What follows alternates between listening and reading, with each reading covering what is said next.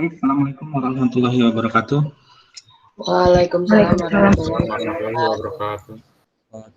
wabarakatuh. Kita akan melanjutkan lagi perkuliahan kita. Materi saya sudah terlihat.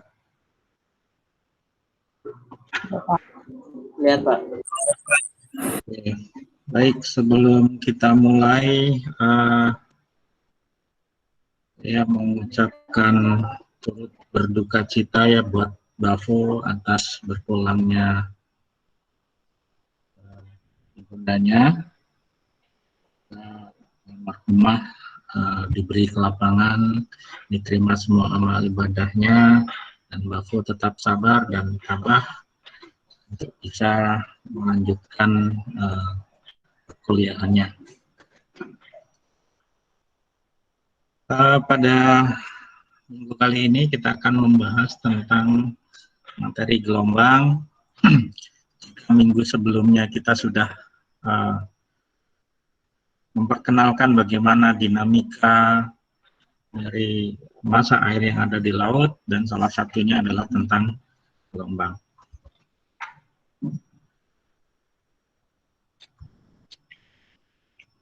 Nah, kembali mengulas ke definisi gelombang. Ini sudah pernah diberikan di oceanografi umum dulu, bahwa gelombang itu adalah fenomena naik turunnya muka air laut yang terjadi karena adanya gaya penggerak atau faktor yang menggerakkan muka air laut tersebut. Nah, pergerakan gelombang itu bisa terjadi di permukaan karena faktor penggeraknya adalah angin, bisa juga terjadi di lapisan dalam yang dikenal dengan gelombang internal. Nah, bagaimana gelombang itu merambat?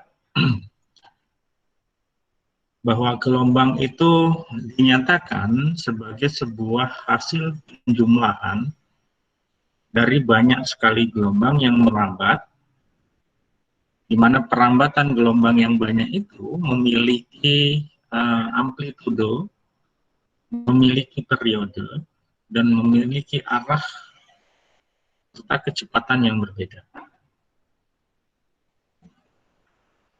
Jadi ketika ada sebuah proses di laut di mana angin bertiup, dan angin bertiup ini memiliki kecepatan, kemudian kekuatan, durasi yang berbeda, maka akan menghasilkan banyak sekali gelombang. Nah, arah angin yang bertiup itu pun tidak selalu memiliki arah yang sama.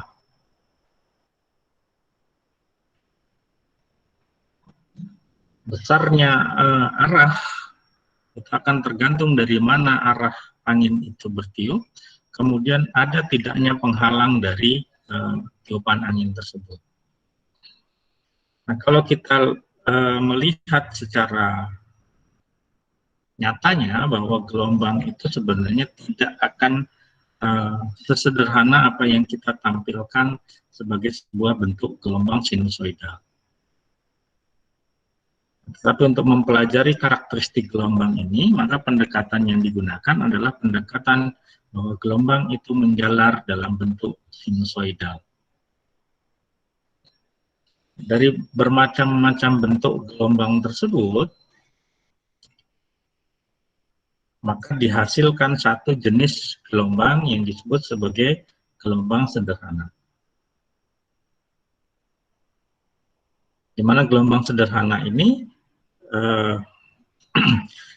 dirumuskan sebagai sebuah perkalian antara percepatan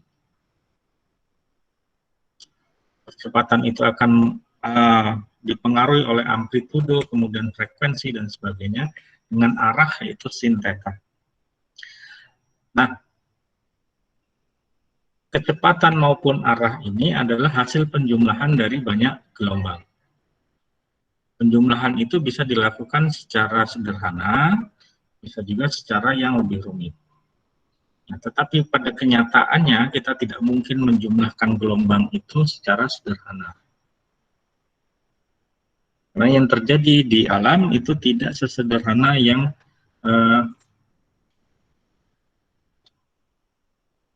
kita lihat sebagai bentuk teoritis dari gelombang. Nah, komponen dari gelombang itu bermacam-macam. Ada tinggi gelombang, di mana kita menghitung tinggi itu adalah jarak dari puncak gelombang dan lembah gelombang. Kemudian satu panjang gelombang dihitung dari satu puncak ke puncak yang berikutnya. Kemudian ada amplitudo, berapa banyaknya gelombang yang terjadi selama waktu tertentu. Kemudian ada juga periode gelombang. Jadi berapa banyak gelombang yang terbentuk dalam satu satuan waktu. Kemudian frekuensi gelombang ini adalah per periode. Jadi berapa banyaknya satu gelombang per satu satuan waktu. Kemudian ada keterjalan gelombang atau steepness yang dihitung dari puncak ke dasar atau ke lembahnya. Kemudian ada kecepatan gelombang, ini bisa dirumuskan sebagai bentuk panjang gelombang dibagi dengan periodenya, atau panjang gelombang dikali dengan frekuensi. Gimana? Dewi belum di ACC.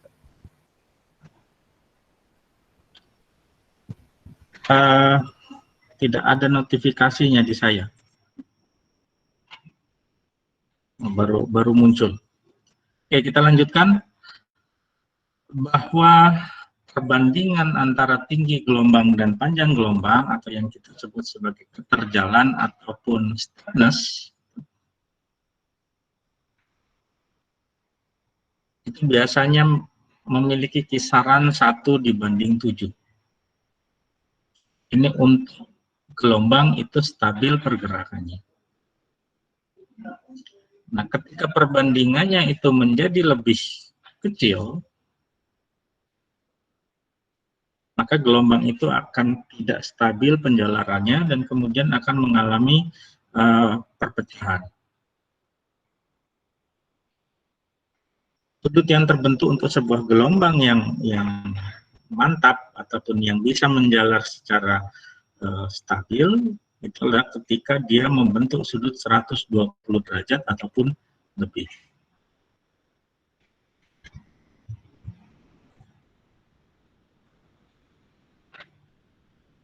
Nah, dalam teori gelombang ada beberapa bentuk gelombang yang bisa kita pelajari.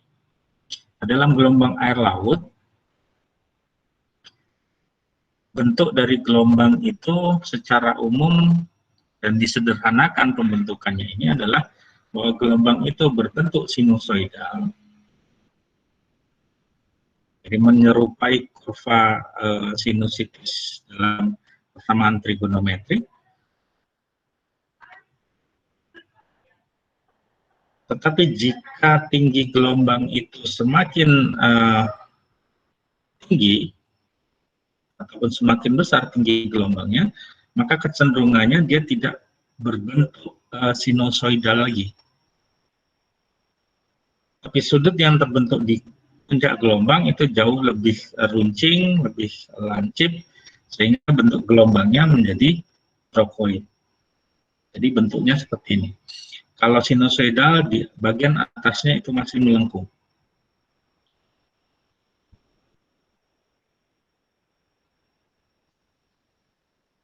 Nah, bagaimana pergerakan ataupun orbit gelombang ini? Bahwa gelombang, sekali lagi dia bukan pergerakan massa air yang berpindah tempat, tapi pada posisi yang sama dengan arah orbitan itu cenderung membentuk sebuah lingkaran. Dan pengaruhnya semakin ke bawah, bentuk orbitnya itu akan semakin mengecil.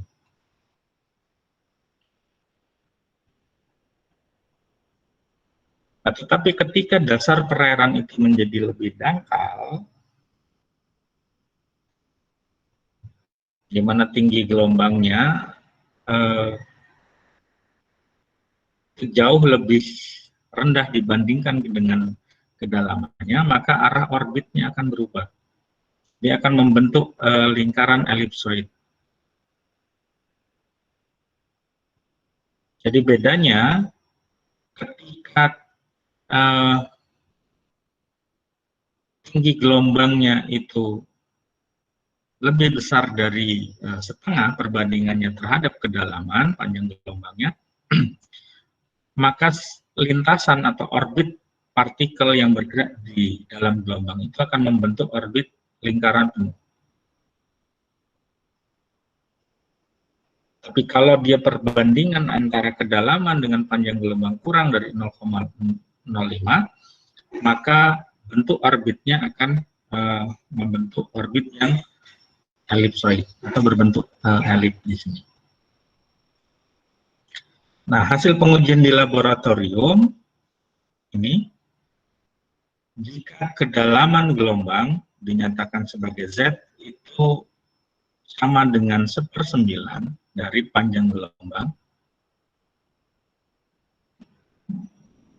maka diameter orbit gelombangnya adalah setengah orbit di permukaan.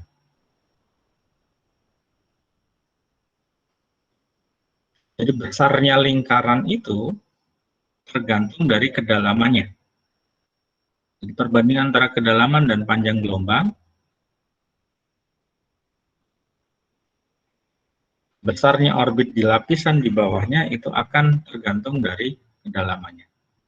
Nah, kalau kedalamannya itu setengah dari panjang gelombang, maka bentuk orbit ini, diameternya, itu hanya 1/23 dari diameter orbit yang ada di permukaan.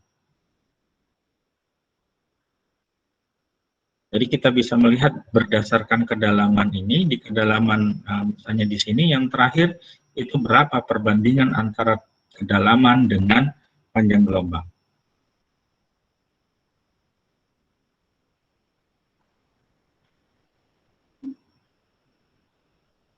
Jadi kita bisa menghitung besarnya orbit dari masing-masing gerak gelombang ini.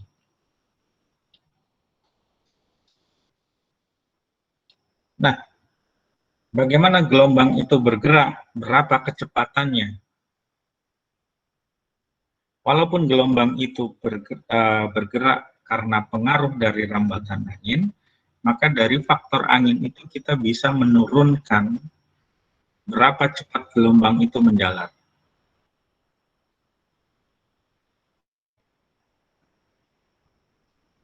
Nah, kecepatan gelombang itu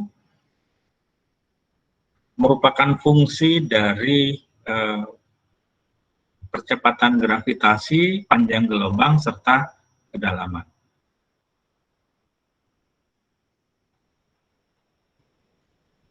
Jadi besarnya kecepatan adalah akar dari gaya gravitasi dikali dengan panjang gelombang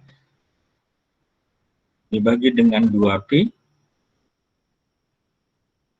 dikali dengan tangan hiperbolik dari 2pi d, mana d ini adalah kedalaman, dibagi dengan panjang gelombang. Nah, kenapa ada P di sini? P ini merupakan komponen dari orbit gelombang tadi. Orbit gelombang berupa lingkaran, salah satu komponen dalam menghitung luas lingkaran adalah P ini. Jadi seberapa cepat gelombang itu? Apakah dengan semakin panjang gelombangnya, arah rambatannya akan semakin cepat? Atau kedalamannya? Atau karena gravitasi? nilai gravitasi ini konstan, I ini juga konstan, berarti yang menentukan adalah panjang gelombang dan kedalaman.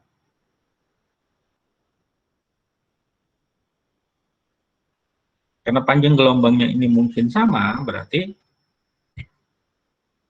yang paling menentukan adalah kedalaman perairan. Jadi semakin dalam suatu perairan, maka cepat rambatnya itu akan semakin cepat. Sehingga bisa dikatakan ketika di perairan dalam, di tengah laut, maka gelombang itu menjalar dia lebih cepat dibandingkan dengan ketika dia mendekati daratan.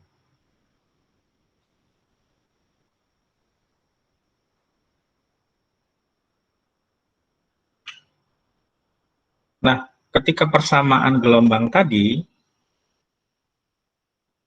di mana panjang gelombang itu sama dengan kecepatan dikali periode.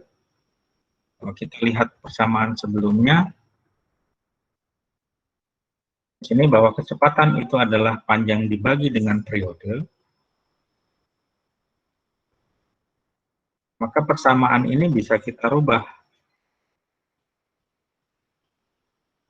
Jadi kita memasukkan L ini yang di sini kita ganti dengan komponen C-nya. Jadi kalau kecepatan itu adalah tadi kita lihat L dibagi T, sehingga L sama dengan C dikali T. Maka persamaan ini akan berubah bahwa gravitasi itu sama dengan C dikali dengan T dibagi 2P, karena ada C yang sama di dalam akar dan di luar, maka nilai akarnya hilang, nilai C-nya hilang, dan persamaannya akan menjadi G dikali dengan T dibagi dengan 2P dikali dengan hiperbolik 2PJ dibagi dengan L. Nah, kalau C ini kita ganti L,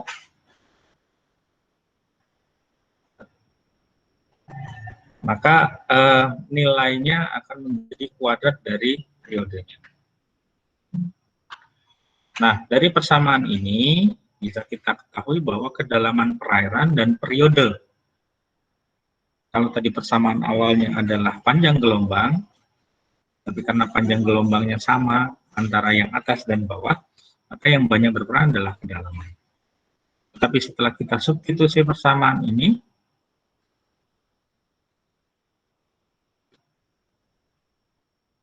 yang paling berperan dalam kecepatan gelombang itu adalah periode, gelombang, dan kedalaman.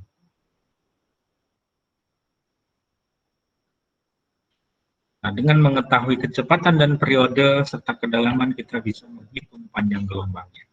Jadi bisa kita bolak-balik mana komponen yang kita ketahui, apakah cepat rambatnya atau panjang gelombangnya.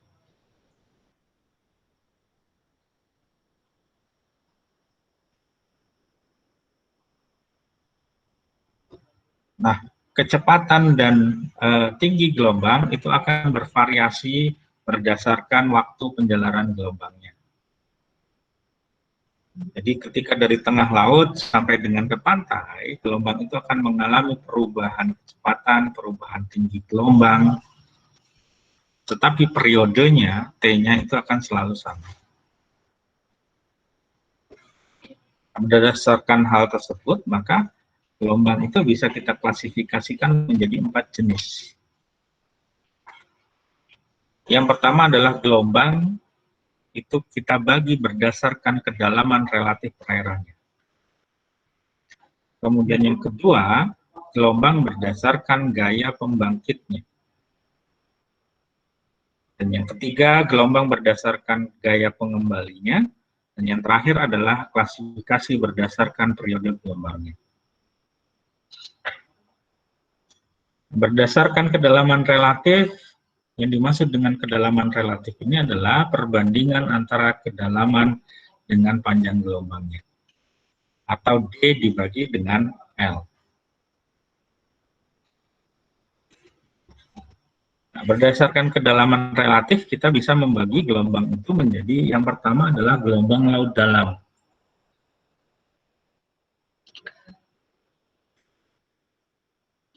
Nah, jika kita ketahui perbandingan antara D dan L itu lebih dari setengah, sehingga persamaan tangan hiperbolik tadi, 2πd dibagi dengan L itu akan sama dengan atau mendekati 1.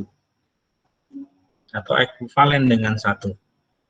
Sehingga kecepatan gelombang itu hanya ada karena pengaruh gravitasi dan periode. Sehingga kecepatan gelombang di laut dalam persamanya seperti ini, atau akar dari gravitasi dikali panjang gelombang, atau kalau kita ingin menghitung panjang gelombangnya, maka besarnya panjang gelombang adalah gravitasi dikali dengan periode kuadratnya dibagi dengan 2π.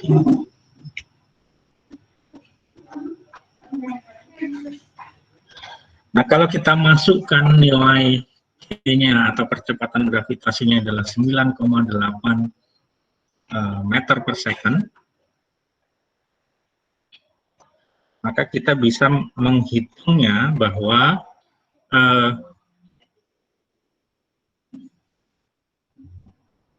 kecepatan panjang gelombang atau kecepatan rambat gelombangnya atau panjang gelombangnya, kalau kita mau keluarkan ini, jadi ini substitusi dengan 9,81, P-nya kita ketahui adalah 3,14, sehingga 9,8 dibagi 6,24 didapatlah kurang lebih 1,56 dikali dengan periode kuadratnya.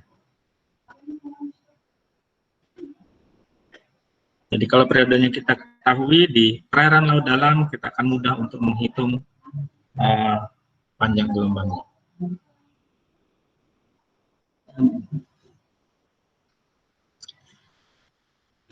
Kemudian yang kedua, kalau perbandingan atau kedalaman relatifnya itu adalah kurang dari 0,05, maka besarnya nilai 2P dikali D dibagi dengan L, tangan hiperboliknya,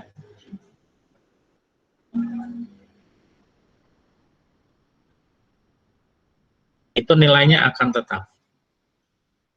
Sehingga untuk di laut dangkal, besarnya kecepatan gelombangnya itu hanya akan menjadi akar P dikali D. Gravitasi dikali kedalaman, kemudian kita akarkan. Nah, kalau kita keluarkan kecepatan gravitasinya, kita akarkan ini kurang lebih sekitar 3,10, maka panjang gelombangnya itu sama dengan akar K dikali D dikali dengan T.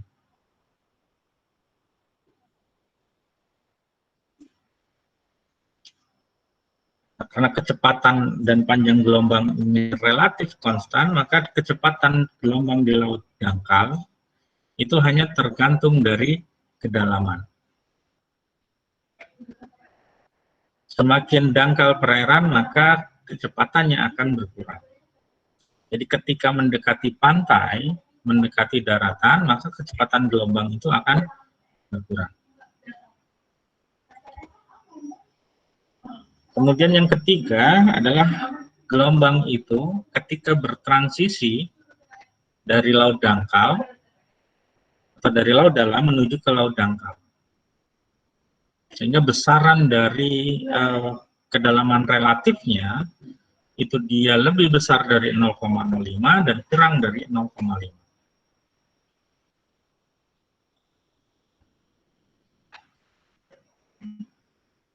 Dan pada kondisi transisi ini, perbandingannya bahwa kecepatan gelombang itu dibagi dengan kecepatan awalnya sama dengan panjang gelombang dibagi dengan panjang gelombang awal, akan sama nilainya dengan tangan hiperbolik 2πd dibagi dengan L. Nah, ini kalau kita kalikan dengan D per L, maka ini akan hilang. Sehingga perbandingan kedalaman dan panjang gelombang itu sama dengan dA dikali tangan hiperbolik 2pi D dibagi dengan L.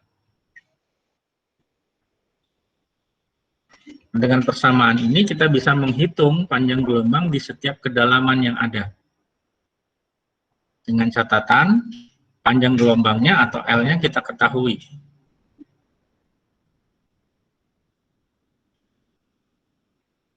Tetapi dengan catatan di sini bahwa panjang gelombang itu dapat kita hitung dari kecepatan gelombang yang besarnya itu adalah 1,20 dikali dengan panjang gelombang ketika dia terbentuk di laut dalam.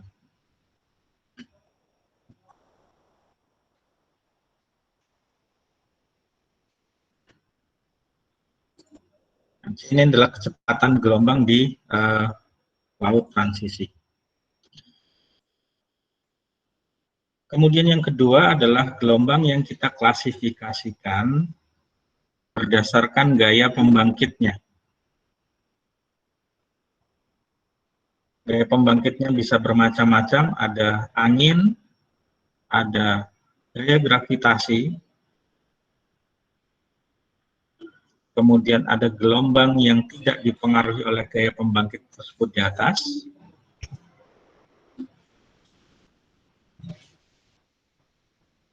kemudian gelombang yang bergerak di luar daerah pembangkitannya. Jadi ada 4 jenis gelombang di sini. Gelombang yang dibagi berdasarkan gaya pembangkitnya. Kemudian berdasarkan gaya pengembalinya. Jadi ketika gaya pembangkit itu ada di permukaan, maka gaya pengembalinya itu adalah bagaimana air itu bisa mempertahankan pada kondisi semula. Jadi misalnya Anda punya air di dalam ember, kemudian Anda jatuh kembali, itu kan batu, seberapa besar gaya yang dibutuhkan untuk air yang di ember itu tenang kembali. Itu disebut sebagai gaya pengembali.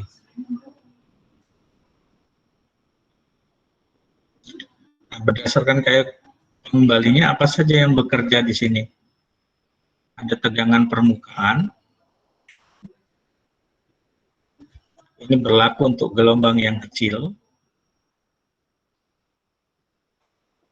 Gelombang kecil ini disebut sebagai gelombang kapiler, atau yang kita lihat sebagai sebuah riakan atau ripple. Kemudian untuk gelombang yang besar, karena ada pengaruh tinggi gelombang, maka gaya pengembali yang berperan adalah gaya gravitasi. Karena gaya gravitasi ini berperan sebagai gaya pengembali, maka jenis gelombangnya disebut sebagai gravity wave.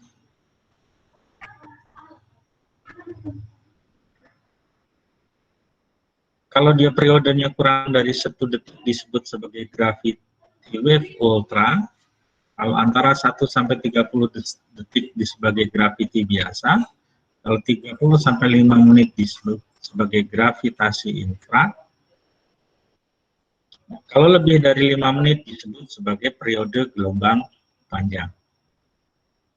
Berdasarkan gaya pengembalinya. Kemudian berdasarkan periodenya, ini dibagi menjadi beberapa jenis gelombang. Kalau periodenya 0 sampai dengan 0,2 detik, dengan panjang gelombang kisarannya hanya beberapa sentimeter, maka gelombangnya disebut sebagai ripple. Kemudian periode 0,2 sampai dengan 9 detik, dengan panjang gelombang sampai dengan 130 meter, ini adalah gelombang yang dibangkitkan oleh angin. Dan seterusnya, ini adalah pembagian berdasarkan periode gelombang. Beberapa keterangan atau definisi. Jadi gelombang angin atau wind wave ini Ini akan terjadi ketika ada tiupan angin yang menjalar di atas permukaan air laut.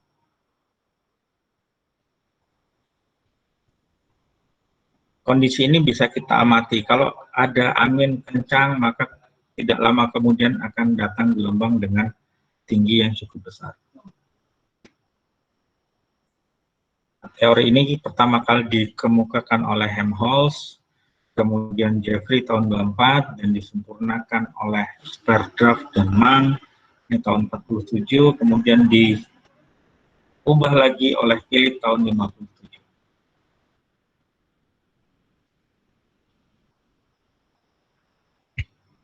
Proses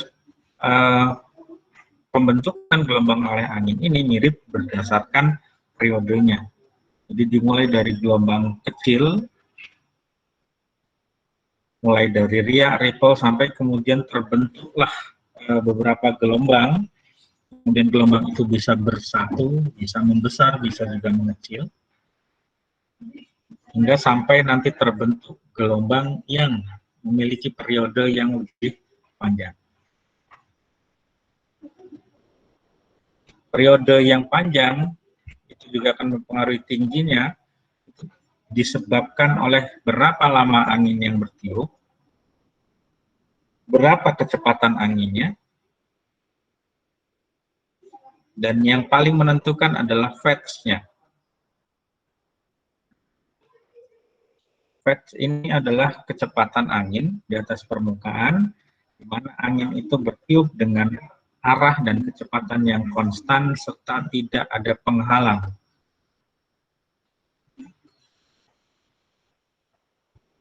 Kapan dia dianggap konstan? Kalau perubahannya itu arahnya itu tidak lebih dari 15 derajat. Kecepatannya itu tidak lebih dari 5 knots perubahannya.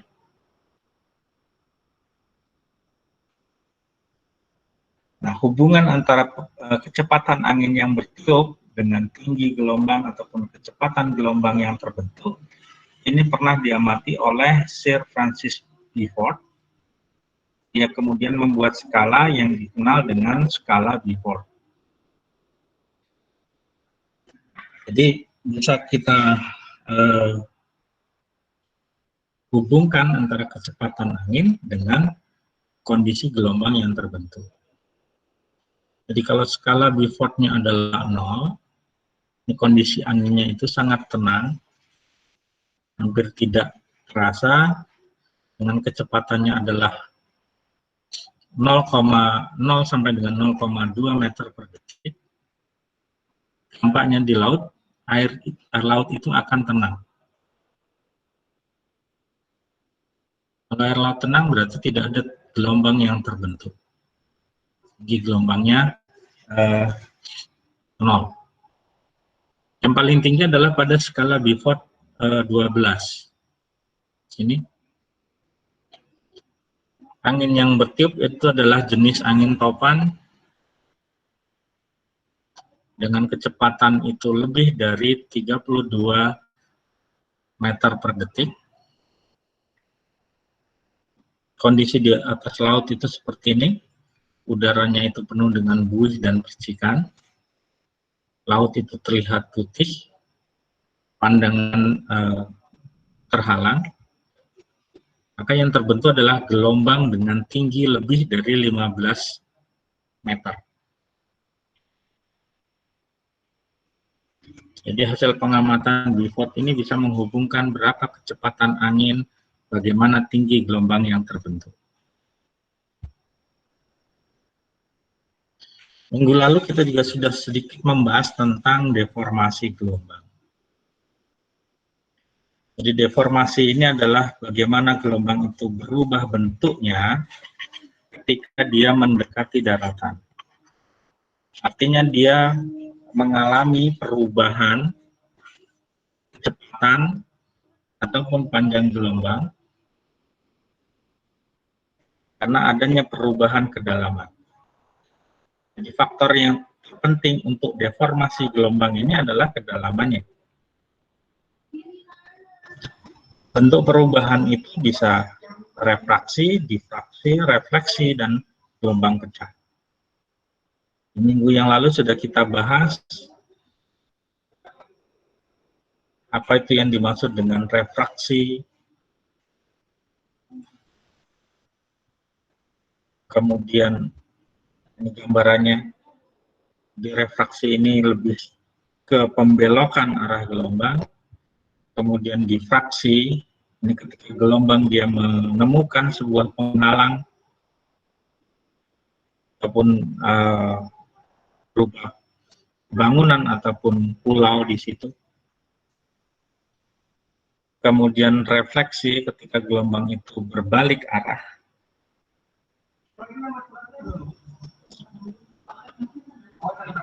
Yang akan tergantung dari jenis penghalangnya.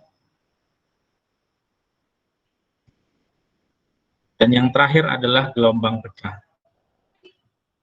Jadi gelombang itu akan pecah.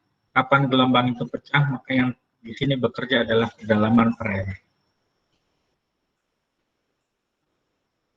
Nah, kapan gelombang itu pecah? Apakah gelombang itu selalu ada di pantai atau di dekat daratan? Gelombang pecah itu tidak hanya terjadi di dekat pantai, tidak juga terjadi di dekat daratan, tapi bisa juga di laut dalam. Nah, kapan gelombang pecah? Jika perbandingan antara tinggi gelombang dengan panjang gelombang itu sama dengan 1/7 dikali tangan hiperbolik 2πd dibagi dengan L.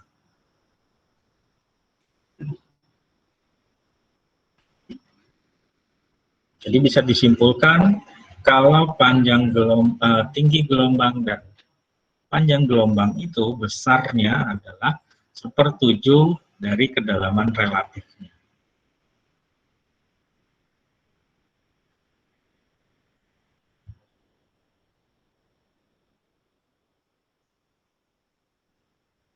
Nah, untuk yang laut dalam, karena tangan hiperboliknya itu mendekati 1, maka persamaan itu disederhanakan. Perbandingan antara tinggi gelombang dengan panjang gelombang itu sama dengan 1/7. Artinya di laut dalam gelombang itu akan pecah jika tinggi gelombangnya itu 1/7 dari panjang gelombangnya. Jadi di laut dalam yang berperan dalam peristiwa gelombang pecah itu bukan dari kedalamannya, tapi berdasarkan perbandingan antara panjang gelombang dan tinggi gelombang. Kalau di perairan dangkal itu akan ada pengaruh kedalaman karena arah orbitnya tadi akan membentur dasar perairan. Lalu di laut dalam ini kenapa gelombang dia bisa pecah?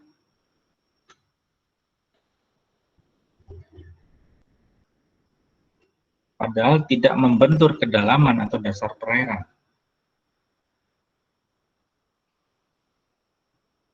Pada kondisi ini di laut dalam gelombang itu pecah ketika dia pada kondisi perbandingan antara tinggi dan panjang gelombangnya itu tidak bisa mempertahankan stabilannya. Dalam hal ini yang berperan adalah kapilaritas dari airnya. Jadi kapilaritasnya itu tidak bisa menahan lagi partikel atau molekul airnya sehingga dia terlepas. Dan saat itulah gelombang ini mengalami pecah, itu yang terjadi di laut dalam.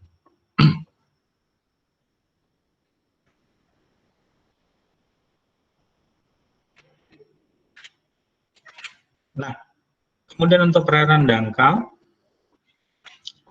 karena kedalaman relatif itu nilainya sama dengan nilai tangan hiperbolik kedalaman relatif, sehingga perbandingan antara tinggi dan panjang gelombang jika sama dengan 1/7 dikalikan dengan kedalaman relatifnya,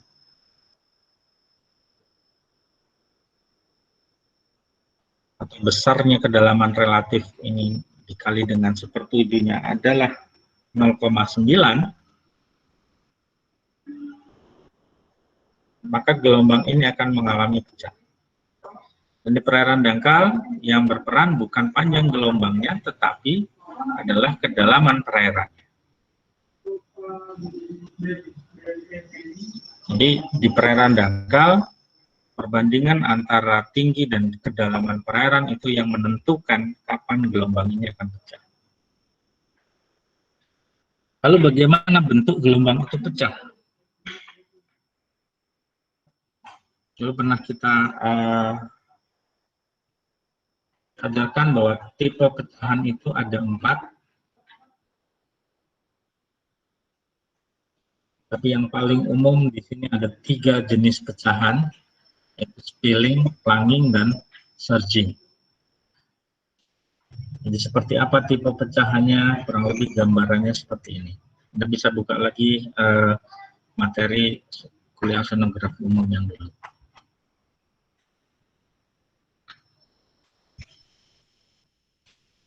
Nah, pada persamaan tadi disebutkan bahwa gelombang pecah itu karena adanya pengaruh kedalaman.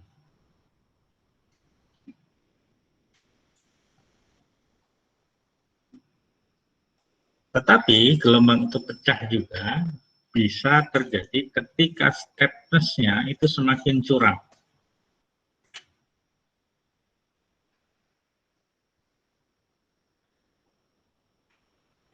Ini terjadi ketika kecepatan di puncak gelombang itu jauh lebih besar daripada kecepatan di lembah gelombang. Kenapa bisa kecepatannya berbeda? Karena di lembah kecepatan itu berkurang karena adanya friksi dari kedalaman atau dasar perairan. Sedangkan di bagian atas, di bagian puncak, itu tidak ada friksi atau tidak ada gaya gesek yang mempengaruhi kecepatan rambatnya.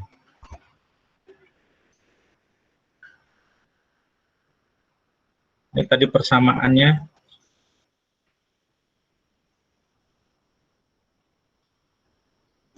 Ini adalah bentuk atau di mana peristiwa terjadinya gelombang itu pecah.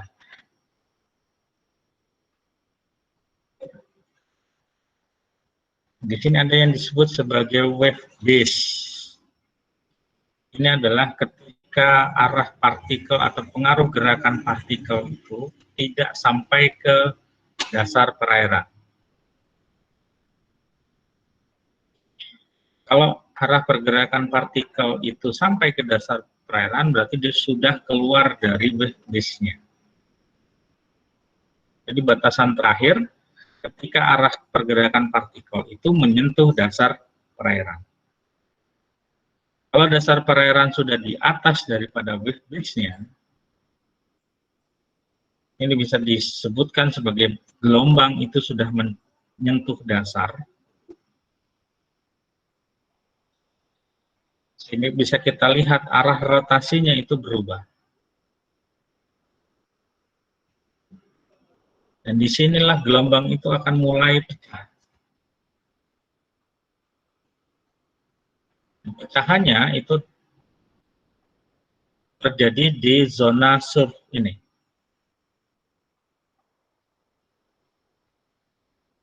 Jadi pada bagian awal ketika sampai pada wave base ini, panjang gelombangnya itu akan cenderung konstan. Ketika sudah menyentuh dasar, panjang gelombangnya akan berubah.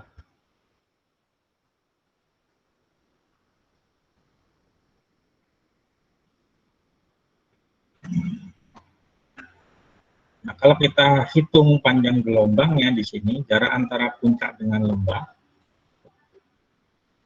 kemudian kita hitung kedalaman perairannya, maka wave base ini itu ketika panjang gelombangnya sama dengan setengah dari kedalaman. Jadi kalau panjang gelombangnya 1 meter, kemudian kedalamannya adalah setengah meter, disitulah wave base-nya.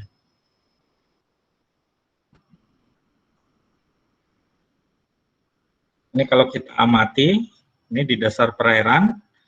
Ini kalau dasar perairannya pasir, kita bisa melihat pasirnya itu bisa bergerak melingkar.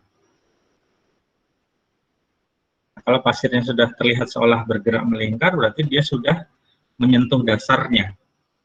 Kalau dia di bawah wave base, pasirnya ini tidak bergerak, karena tidak dipengaruhi oleh pergerakan partikel yang searah dengan orbit gelombang di sini. Nah, berdasarkan ini kita bisa bagi gelombang laut dalam itu kalau kedalaman perairannya itu lebih dari setengah panjang gelombang. Kalau perairan dangkal, ketika kedalaman perairannya itu kurang dari setengah panjang gelombang. Sehingga kita akan ketemu persamaan yang tadi, di persamaan perbandingan antara tinggi gelombang dengan panjang gelombang. Nah, seberapa besar pecahan tinggi gelombang yang terjadi?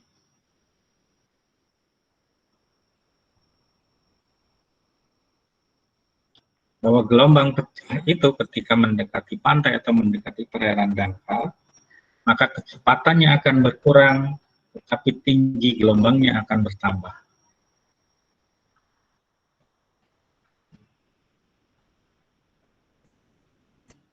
Dari gambar ini kita bisa melihat ketika tinggi gelombangnya itu kurang dari kedalaman perairannya.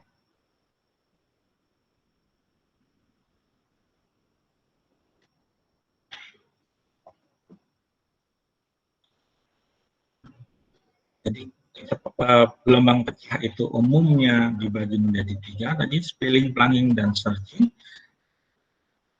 Tapi ada yang juga membaginya dengan 4 klasifikasi. Yang terakhir adalah collapsing. Ketika gelombang itu pecah tapi tidak menghasilkan tinggi gelombang yang berbeda. Kemudian ada yang dimaksud dengan gelombang panjang. Apa itu gelombang panjang? Kalau kita asumsikan air laut itu memiliki densitas yang sama, densitasnya tetap, kemudian arah pergerakannya itu searah dengan kurva Cartesian, sehingga vektornya bisa kita uraikan terhadap komponen U, V, dan W.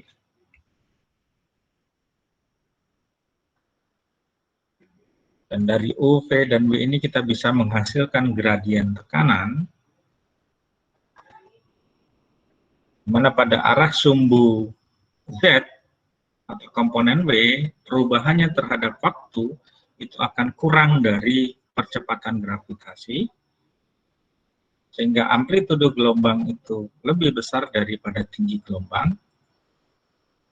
Di saat itulah terjadi apa yang disebut sebagai gelombang panjang.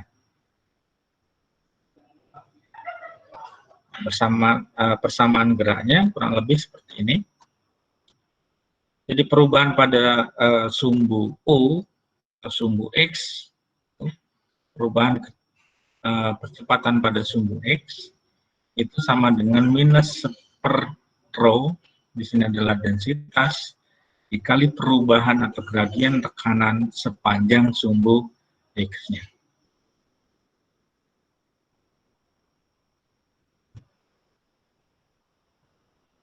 Hal yang sama berlaku pada sumbu Y. Jadi pergerakan mendatarnya itu akan sama. Tetapi pada pergerakan vertikalnya ada parameter yang ditambahkan di sini, yaitu minus G. G ini adalah percepatan gravitasi, karena dia di sumbu Z ada pengaruh ketinggian di situ. Jadi pengaruh perubahan gradien tekanannya itu akan setara dengan perubahan gravitasinya.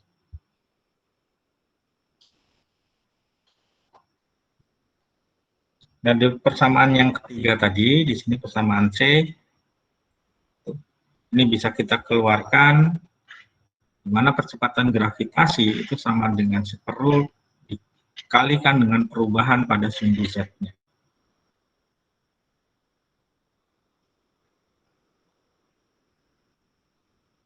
Kalau kita uraikan berdasarkan perubahannya, di mana perubahan itu dia akan bergerak dari kedalaman Z sama dengan 0 sampai dengan ketinggian H.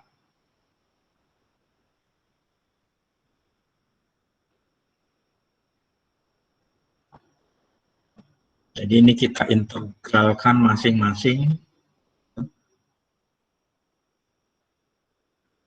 sehingga hasil akhirnya diperoleh bahwa gradien tekanan itu sama dengan densitas dikali gravitasi dikalikan dengan ketinggian muka laut, di sini eta, dikurangi dengan kedalamannya.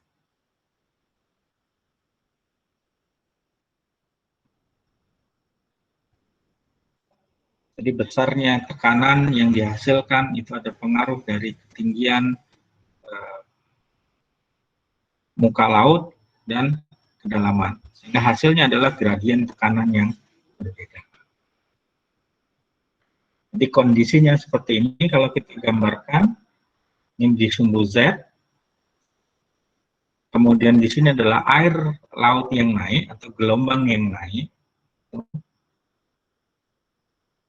Nah, naik ini dia bergerak bisa searah sumbu X, bisa searah sumbu Y, dan dia naiknya itu tergantung pada waktu.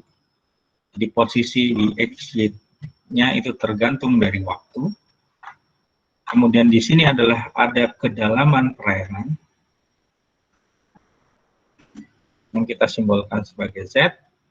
Kemudian jarak dari tengah gelombang sampai ke kedalaman ini adalah tingginya. Dan di sini H ini adalah gradien tekanan.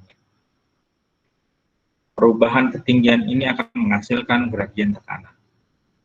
Dan ini akan tergantung dari densitas dan gravitasinya.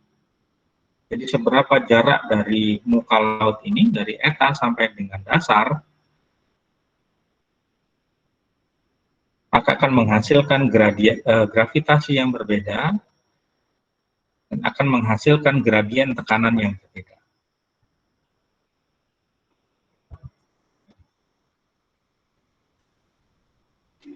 Lalu bagaimana dengan panjang gelombang? Kalau tadi kita menghitungnya berdasarkan sumbu Z, ini kita akan menghasilkan tinggi gelombang. Kalau panjang gelombang berarti dia perubahan terhadap sumbu X dan sumbu Y. Pada sumbu X, perubahan ketinggiannya itu akan dipengaruhi oleh arah gravitasi yang minus. Nilainya akan berbalik dari kecepatan gravitasinya. Nah, pada sumbu Y, di mana perubahan kecepatannya, itu nilainya adalah positif terhadap kecepatan gravitasinya. Nah, total perubahan kecepatan pada masing-masing sumbunya ini itu akan sama dengan 0.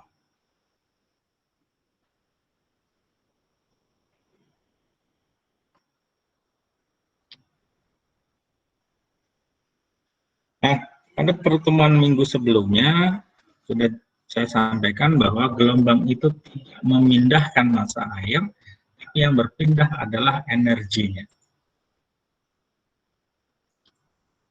Jadi ketika angin bertiup, maka angin itu mentransformasi energi ke naik turunnya muka air laut ini.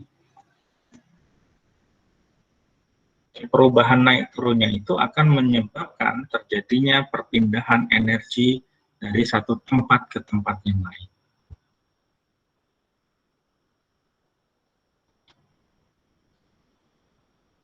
Jika gelombang itu bisa kita buat dalam bentuk persamaan bahwa etanol sama dengan A cos KX dikali dengan minus PT, kemudian energi gelombang itu sama persamaannya dengan energi, bahwa energi adalah penjumlahan dari energi potensial dan energi kinetik, di mana energi potensial adalah pengaruh antara densitas gravitasi dan ketinggian. Dalam air laut ini berarti dia kedalaman. Ini berdasarkan ketinggian ataupun kedalaman naiknya permukaan laut, itu akan berubah sepanjang sumbu X-nya. Di sini ada delta X-nya atau perubahan X-nya.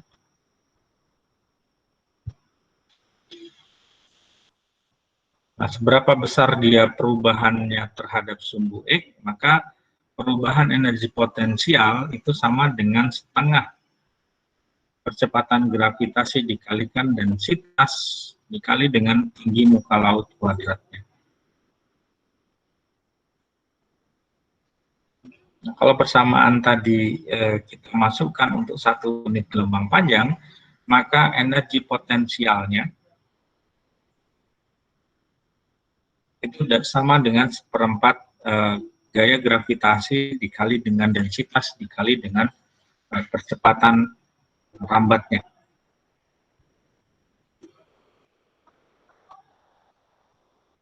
Jadi kalau persamaan ini kita integralkan terhadap perubahan tertentu berdasarkan limitnya, maka akan kita dapatkan persamaan kelima. Nah, jika persamaan energi kinetik itu terjadi karena kecepatan yang bekerja pada sebuah massa, persamaannya adalah setengah mv kuadrat, maka untuk 1 unit volume, sepanjang sumbu X dan sumbu Z dengan lebar sebesar Y, maka perubahan energi kinetik pada gelombang itu sama dengan setengah dari densitas dikalikan dengan percepatan pada sumbu X dan sumbu Z kuadrat yang dihitung berdasarkan perubahan pada masing-masing sumbunya.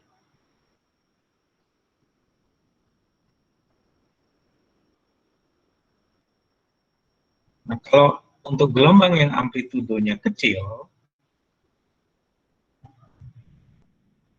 maka percepatan pada sumbu X, ini kita simbolkan sebagai vektor U,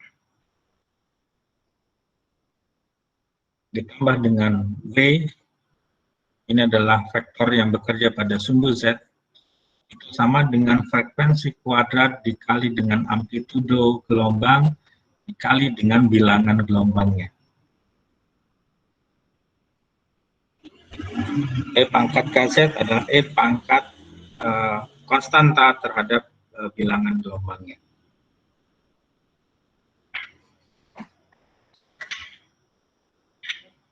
Kalau kita integralkan persamaan tersebut, maka akan menghasilkan bahwa energi kinetik itu besarnya adalah 1/4 dari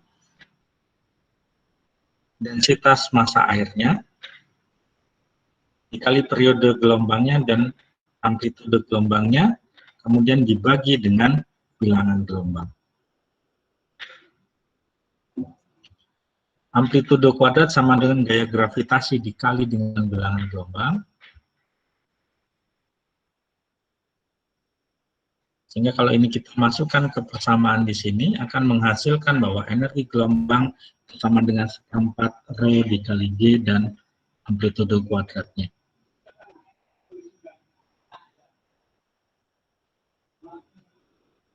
Berapa total energinya, energi kinetik dan energi potensialnya? Kalau ini adalah energi kinetik, energi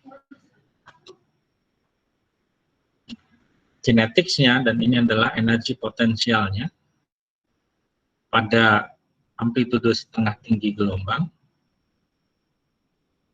maka besarnya energi itu bisa kita jumlahkan. Nah, kalau energi itu merambat dengan kecepatan tertentu, kita simpulkan sebagai TG, maka besarnya energi atau kekuatan gelombang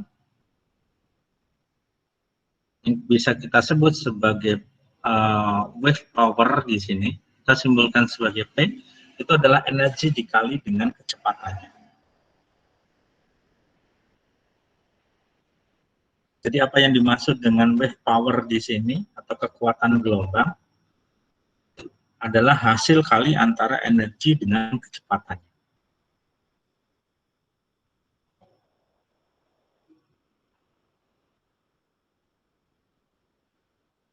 Untuk gelombang tertentu, maka powernya akan berbeda. Persamaan 13 dan 14 ini adalah untuk energi potensialnya, besarnya wave powernya adalah 1/8-nya dikalikan dengan kecepatan gelombangnya, dan untuk perairan dangkal di mana kecepatan rambatnya sama dengan kecepatan di perairan dalam, maka besarnya wave powernya itu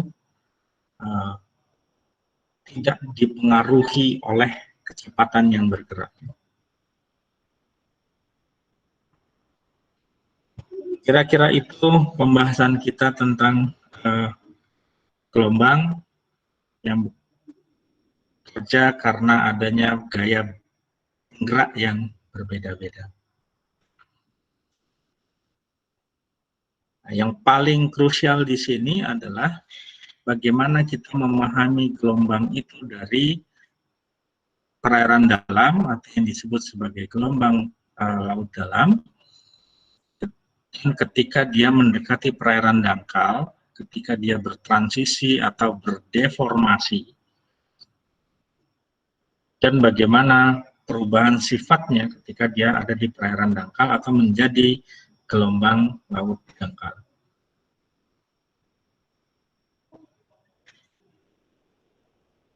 Lalu bagaimana dari angin itu bisa kita konversi menjadi sebuah gelombang dan sebagainya, itu juga menjadi faktor yang penting. Gerakan gelombang mulai dari laut dalam sampai dengan laut.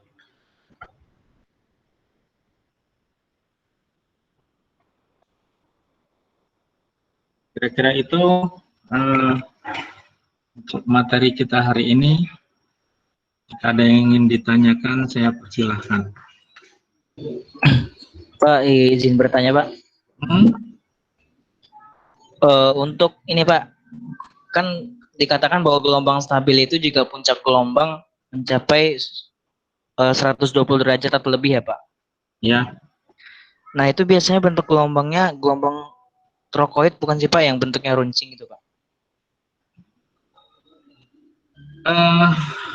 Akan tergantung seberapa ketinggian dari si gelombang tadi. Jadi yang dimaksud dengan 120 derajat itu biasanya adalah ketajamannya atau keterjalannya.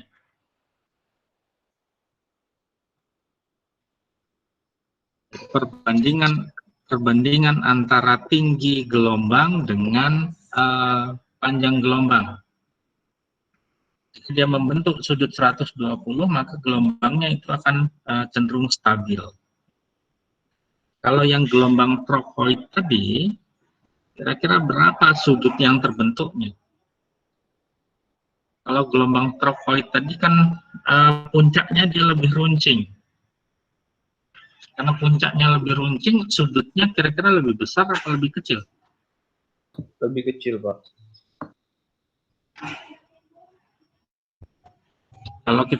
Kalau kita asumsikan, berarti kan dia, kalau kita analogikan sebagai sebuah tanjakan, dia kan semakin curam.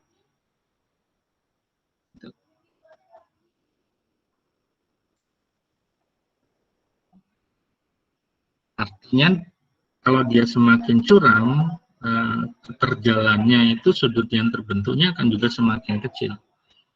Sehingga gelombang yang stabil itu biasanya yang bentuknya adalah sinusoidal. Jadi bukan yang trokoid. Kalau trokoid karena dia semakin tinggi, sudut yang terbentuknya semakin runcing terjalannya, maka dia menjadi lebih tidak stabil sebenarnya. Lebih stabil kalau yang dia bentuknya sinusoidal.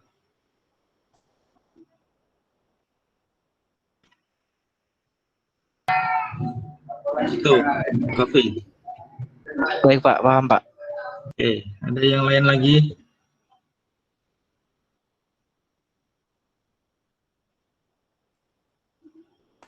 Pak izin bertanya, Ya,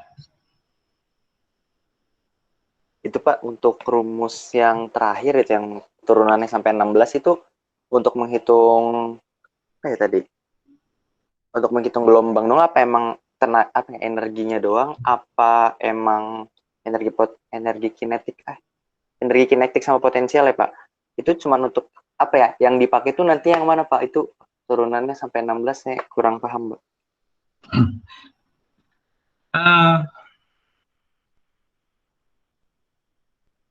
apa yang ingin kita ketahui? Jadi komponen gelombang yang paling umum yang kita pelajari adalah kecepatannya berapa. Jadi kecepatan itu kan bisa kita turunkan atau bisa kita ketahui misalnya dari panjang gelombangnya, dari periodenya, kemudian dari kedalamannya. Di komponen yang pertama tadi, ketika kita menghitung kecepatan, itu yang akan kita gunakan. Kemudian di bagian yang kedua adalah ketika kita ingin mengetahui di sini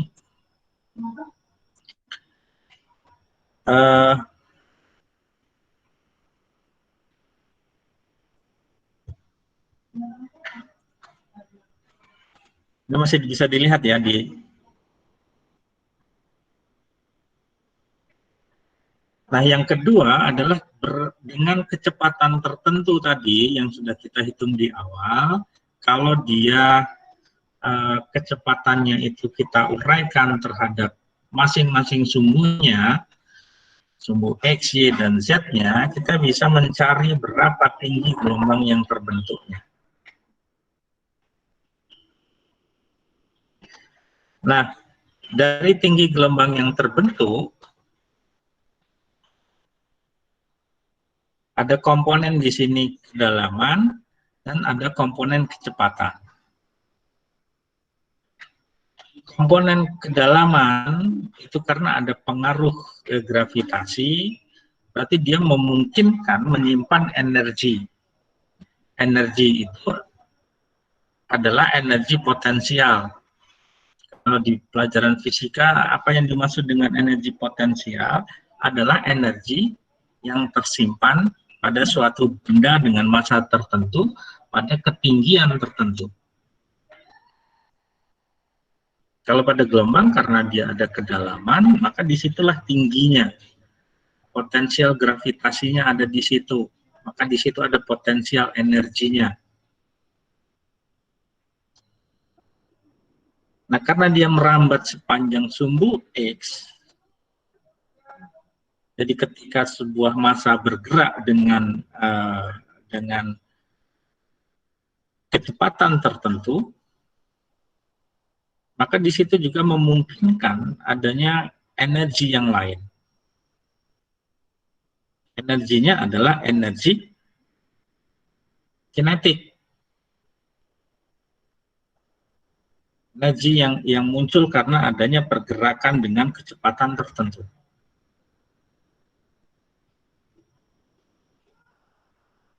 Nah, dari kedua energi, potensial dan kinetik tadi, kita bisa menghitung atau memperkirakan kekuatannya berapa. Kekuatan ini adalah wave power tadi.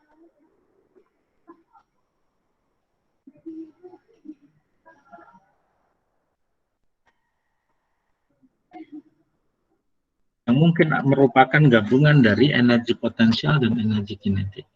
Jadi logika berpikirnya begini. Ketika gelombang itu terbentuk, maka gelombang ini akan memiliki tinggi dan panjang tertentu.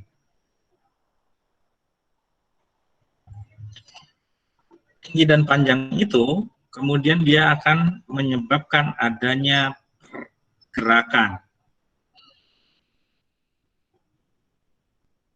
Nah, pergerakan itu akan menghasilkan kecepatan.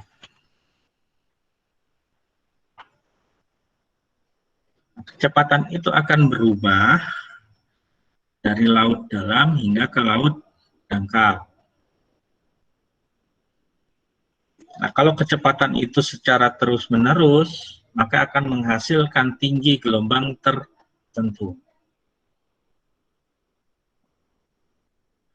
Tinggi gelombang tertentu itu akan menyebabkan terjadinya energi yang karena ketinggiannya atau karena perpindahannya. Jadi energi potensial dan energi kinetik. Gabungan dari energi kinetik dan energi potensial itu akan menghasilkan kekuatan gelombang. Lalu bagaimana aplikasinya? Kalau kita membuat sebuah perkiraan, misalnya tsunami, dari laut dalam dia menjalar, kita tahu berapa tinggi gelombang di laut dalamnya, berapa panjang gelombangnya, berapa kecepatan gelombang dia menjalar. Kapan dia pecah? Jadi sudah dibuatkan aturannya, ketika dia bertransformasi dari laut dalam ke laut dangkal, dia akan pecah. Nah, ketika pecah itu, biasanya gelombang kecepatannya akan berkurang, panjang gelombangnya juga berkurang, tapi ketinggiannya bertambah. Maka tsunami itu ketika mencapai mendekati daratan, dia semakin tinggi. Nah, ketika tinggi gelombangnya bertambah dengan kecepatan yang mungkin berkurang dan panjang gelombang yang berkurang, maka yang besar adalah energi potensialnya. Walaupun energi kinetiknya juga sudah cukup besar. Nah, gabungan antara kinetik dan potensial tadi itu akan menghasilkan wave power atau kekuatan gelombang, sehingga kita bisa nanti memperkirakan seberapa besar daya rusak gelombang tsunami tersebut. Kalau kita punya bangunan tertentu dengan tinggi gelombang tsunami tertentu, kira-kira akan hancur enggak? Aplikasinya seperti itu. Jadi kalau dari persamaan-persamaan ini, apa sih yang dicari dan apa yang akan dituju gitu? Apakah energinya atau apa, tergantung apa yang kita butuhkan. Kalau kita membutuhkan beberapa, misalnya seberapa besar energinya, ya kita gunakan persamaan energinya. Kalau kita hanya ingin tahu kecepatan, panjang, dan tinggi gelombang, ya kita sampai pada persamaan tinggi gelombang saja tadi. Kita sampai ke persamaan 16. Kalau kita ingin menghitung energi power dari gelombang atau kekuatan gelombang, ya kita gunakan persamaan yang 16 tadi.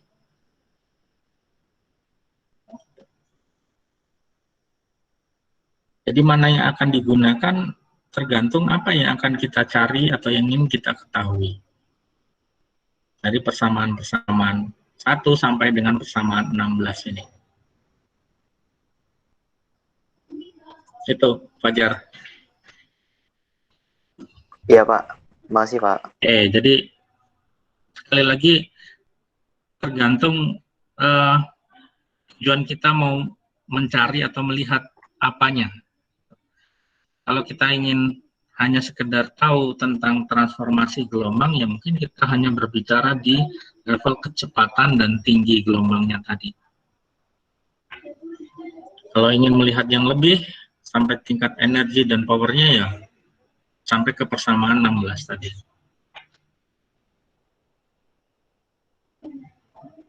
Ada yang lain lagi?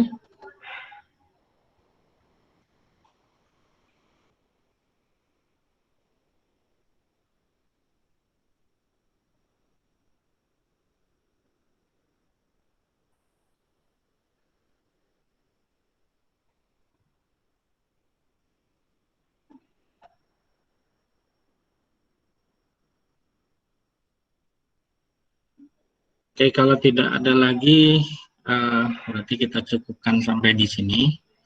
Kita ketemu lagi minggu depan untuk pembahasan materi yang lainnya. Terima kasih. Saya akhiri. Assalamualaikum warahmatullahi wabarakatuh. Waalaikumsalam. Waalaikumsalam warahmatullahi wabarakatuh. Terima kasih Pak.